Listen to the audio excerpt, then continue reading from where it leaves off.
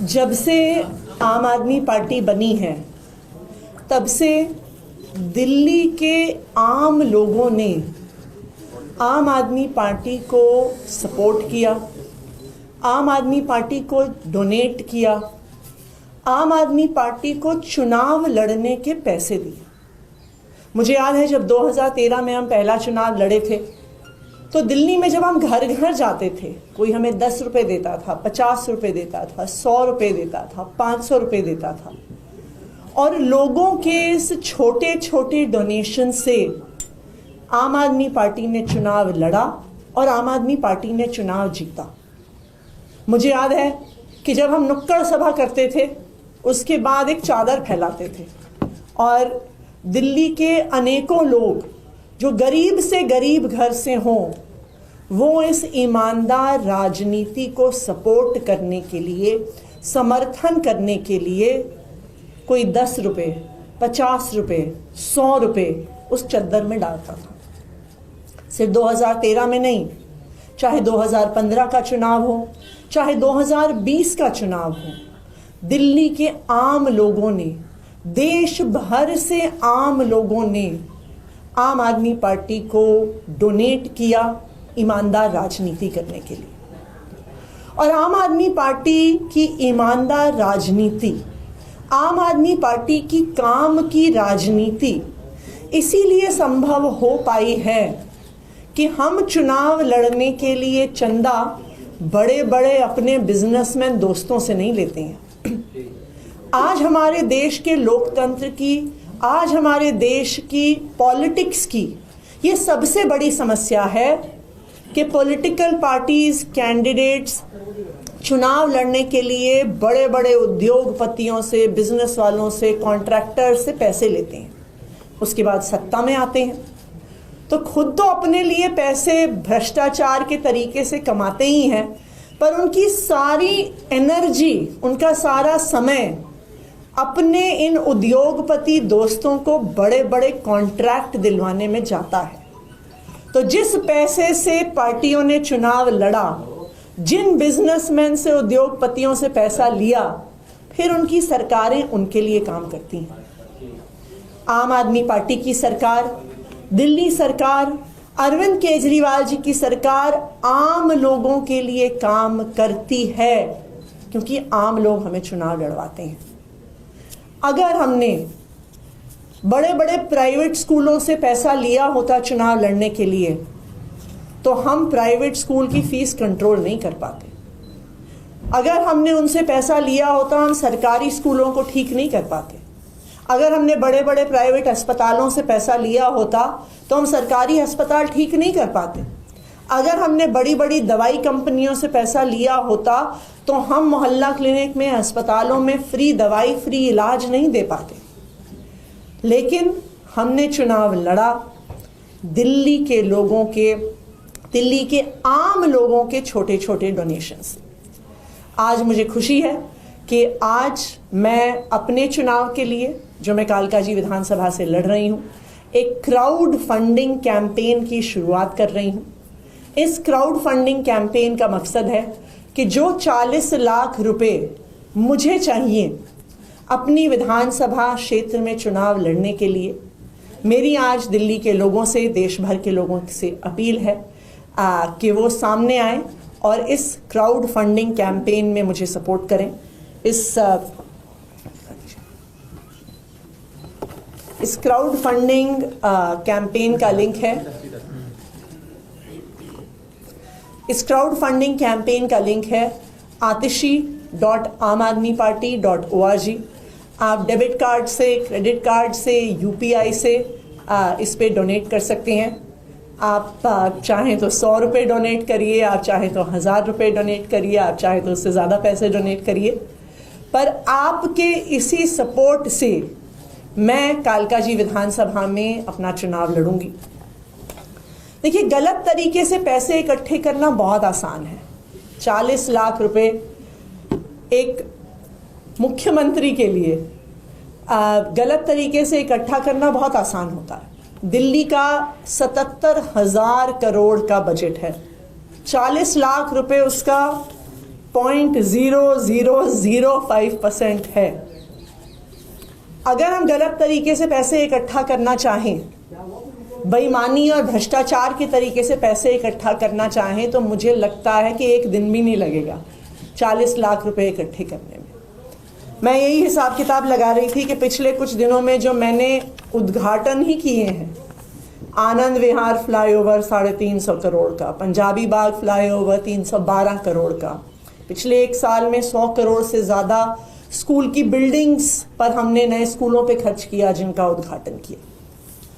लेकिन अगर हम फ्लाईओवर बनाने वाले से, स्कूल बनाने वाले से भ्रष्टाचार के पैसे लेते, तो इन्हीं फ्लाईओवर्स में हम देखते कि एक महीने में दरारें आ जाती, इन्हीं स्कूल की बिल्डिंगों में कुछ महीने में छत गिरने लगती, उससे पानी टपकने लगता। ईमानदारी की राजनीति करने के लिए हमें हमेशा दिल्ली वालों का सपोर्ट मिला है, और मुझे ये पूरा भरोसा है कि इस क्राउड फंडिंग कैंपेन के लिए भी दिल्ली के लोग, देश भर से अलग अलग लोग हमें पूरा सपोर्ट करेंगे। Thank you. अब मैं चाहूँगी रीना गुप्ता जी, जो हमारी पार्टी की स्पोक्स पर्सन है, वो अपनी बात करें। आज मेरे लिए बहुत गर्व और बहुत ही खुशी का मौका है कि मैं देश की सबसे ज़्यादा एजुकेटेड मुख्यमंत्री के साथ बैठी हूँ। आतिशी जी को मैं पिछले कई सालों से जानती हूँ। वो सही मायने में दिल्ली की बेटी हैं। दिल्ली में पली बढ़ी, दिल्ली में स्कूलिंग करी, सेंट स्टीफेंस कॉलेज में पढ़ी, उसके बाद विदेश ऑक्सफोर्ड में पढ़ने गई। वो चाहती तो वहाँ उसमें ऑक्सफोर्ड में पढ़ने के बाद कहीं भी बढ़िया से बढ़िया नौकरी कर सकती थी, हजारों करोड़ों कमा सकती थी, लेकिन उनका दिल हमेशा भारत के लिए और भारत के को आगे बढ़ाने के लिए, वही उनके दिल में जज्बा रहा। वो देश में वापस आई और पिछले 2 दशक से लगातार उनकी यही मुहिम रही है कि कैसे हम देश को आगे बढ़ा सकते हैं। मुझे लगता है देश के इतिहास में पहली बार ऐसा हो रहा होगा कि कोई सिटिंग चीफ मिनिस्टर 40 लाख का चंदा इकट्ठा करने के लिए क्राउड फंडिंग कैंपेन लॉन्च कर रहा हो। हम में से कोई भूला नहीं है कि पिछले कुछ दिनों पहले देश के ही एक स्टेट में 40% की सरकार चल रही थी, जहां कोई भी ठेका देने से पहले 40% सरकार को देने पड़ते थे। तो देश को आतिशी जी जैसे और लीडर्स की जरूरत है। यही लीडर्स हमारे देश को आगे बढ़ा सकते हैं। एंड आई कैन ट्रूली से, because I have worked very closely with her, that she is a very compassionate, hard working leader.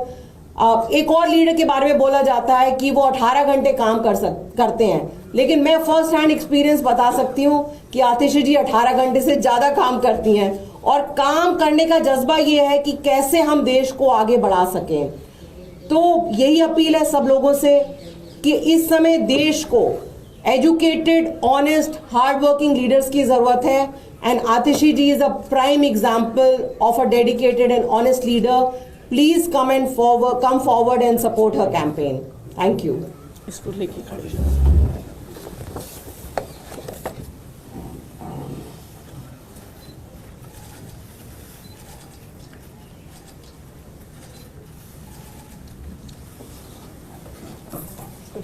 Ji CM madam, आप यहाँ क्राउड फंडिंग की अपील कर रही हैं कि पैसा नहीं है चुनाव लड़ने के लिए। बीजेपी कह रही है सीएजी की रिपोर्ट में लिकर स्कैम में 2026 करोड़ रुपए का स्कैम हुआ है। सीएजी की रिपोर्ट का हवाला दे रहे हैं। आम आदमी पार्टी 10 साल में क्या इतने पैसे नहीं जुटा पाएगी, चुनाव लड़ने के लिए पैसे मांगने की जरूरत पड़ रही है, बीजेपी कह रही है।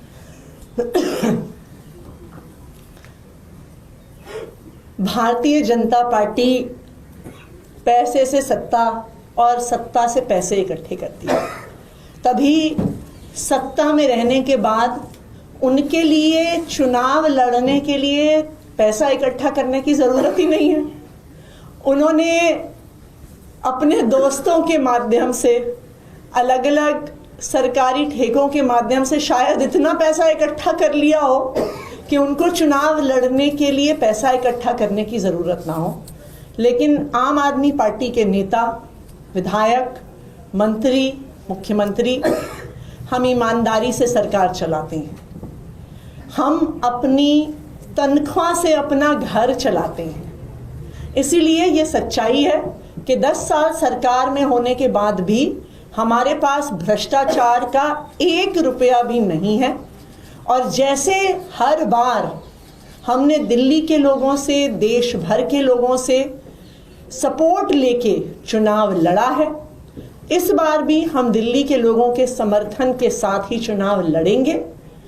और आज अगर हम चुनाव लड़ने के लिए सपोर्ट मांग रहे हैं, क्राउड फंडिंग कर रहे हैं, तो मुझे लगता है कि आम आदमी पार्टी की ईमानदारी की राजनीति का इससे बड़ा प्रमाण दिल्ली के सामने और देश के सामने नहीं हो सकता। मैम, बीजेपी की दूसरी लिस्ट भी कल आ गई है, उस पर आपको क्या कहना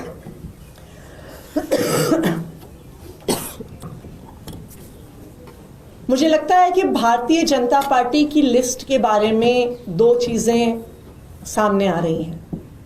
सबसे पहले, भारतीय जनता पार्टी के पास चुनाव लड़वाने के लिए कैंडिडेट ही नहीं है, वरना उनको इतना समय क्यों लग रहा है अपनी लिस्ट डिक्लेयर करने में। पहले 29 कैंडिडेट्स की लिस्ट डिक्लेयर हुई, उसके बाद खबरों में बताया गया कि अब बाकी 41 की भी लिस्ट हो जाएगी, लेकिन वहां पे 41 कैंडिडेट भी उनको नहीं मिल पाए। मात्र 29 कैंडिडेट की लिस्ट उन्होंने डिक्लेयर करी।